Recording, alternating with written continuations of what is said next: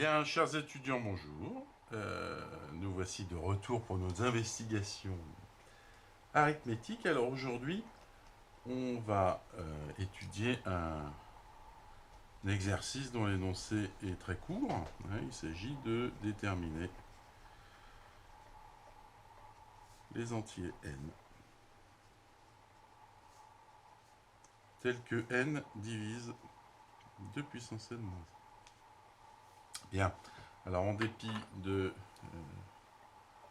l'aspect très court de l'énoncé, on va voir que il est d'un niveau intermédiaire, voire intermédiaire sup. Il va nécessiter quand même pas mal de résultats.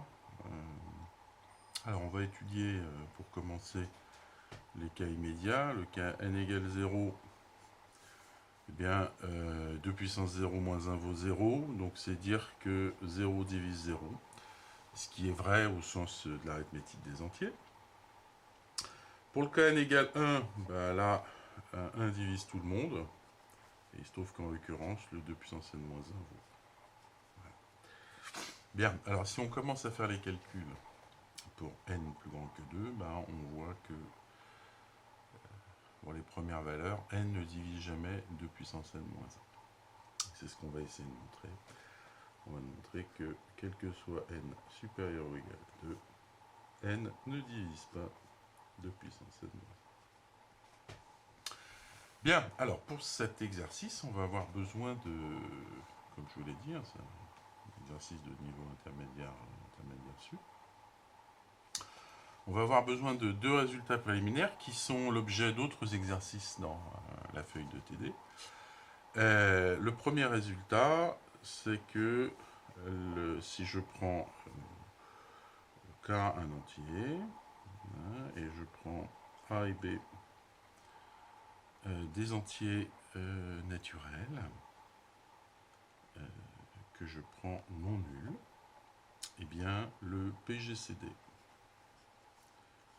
de K puissance A moins 1, K puissance B moins 1, c'est K à la puissance le PGCD de AB. Donc là, je vous renvoie à l'exercice qu'on a fait ensemble.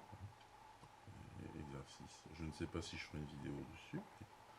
En tout cas, on l'a déjà corrigé. Et le deuxième, c'est ce qu'on appelle le petit théorème de Fermat,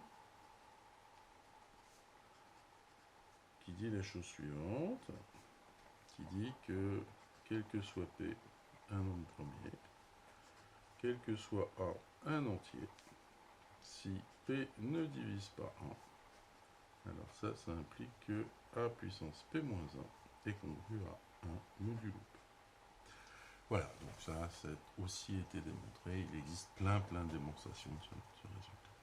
Alors une fois qu'on a ces deux énoncés, ces deux résultats, eh bien on va attaquer cette question-là pour n supérieur à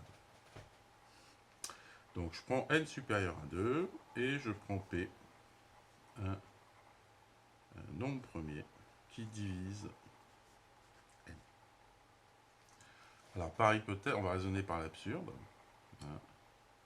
Donc supposons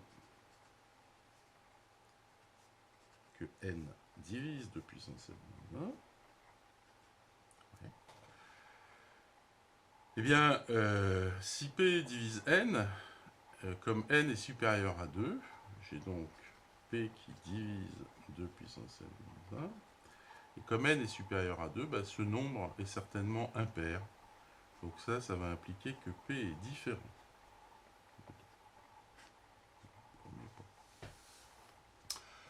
Alors pourquoi c'est intéressant? Parce que si P est différent de 2, eh bien P ne va certainement pas diviser 2.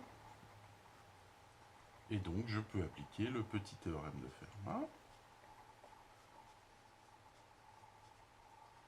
qui va donc me dire que 2 puissance P moins 1 est congru à 1 modulo P. Bien. Mais comme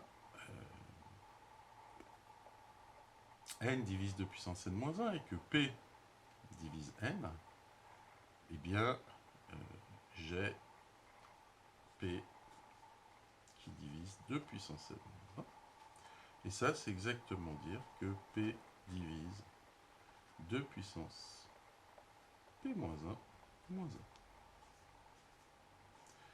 Donc P divise simultanément ces deux entiers.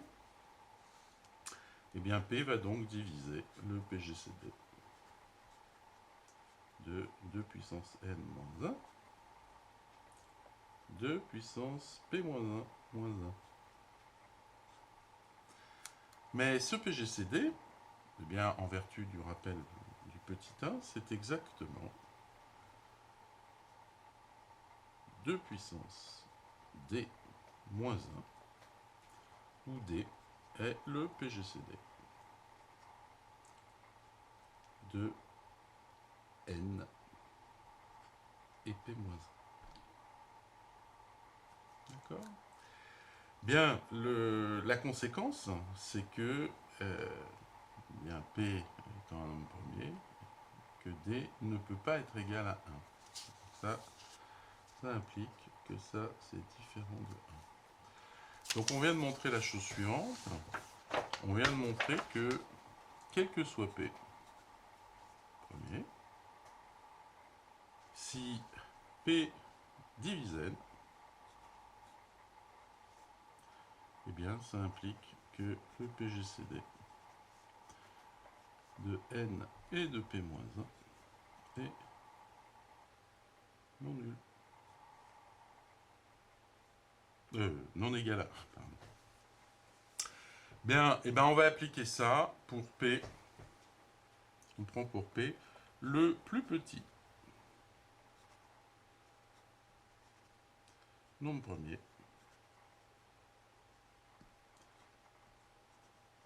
divisant N. Eh bien, que se passe-t-il ? Eh bien, le PGCD ici, il est différent de 1, donc il existe un nombre premier Q, tel que Q divise ce PGCD.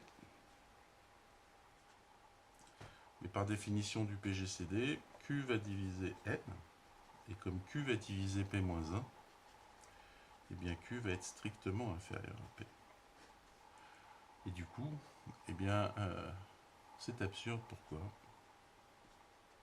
Tout simplement parce que vous avez choisi P, le plus petit premier qui divise N. Et voilà, ceci achève la démonstration de cette propriété et la solution à l'exercice. Voilà, une correction courte, une fois n'est pas coutume. À nouveau, je vous souhaite bon courage en cette période délicate. J'ai appris qu'avec quelques attestations, on pouvait sortir, et j'ai demandé au ministère qu'on rajoute une case en disant que le déplacement pour aller écouter les cours du professeur Baubru est une chose tout à fait recevable. Voilà. Allez, je vous dis à bientôt. Au revoir mes étudiants.